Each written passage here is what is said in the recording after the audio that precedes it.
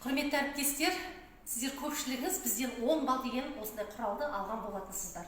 Қазір мен сіздерге осымен қалай жұмыс жасау керектігін түсіндіріп айтатын боламын. Бұл 10 балды мен ойымша былай істеуге болады.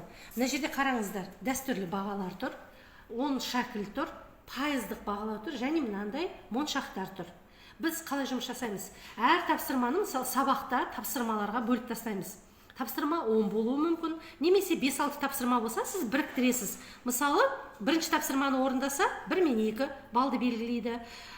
Келесі тапсырманы орындаса, 3-ті белгілейді. Одан кейін тапсырмасы 4 пен 5-ті белгілейді деген сияқты, әр тапсырманы орындаған сайын осылай белгі қойып отырады.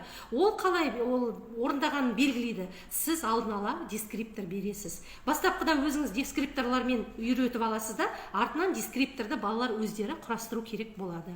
Осылайша 10 балдық жүйемен бағала өзінің білімін шынайы бағалайды.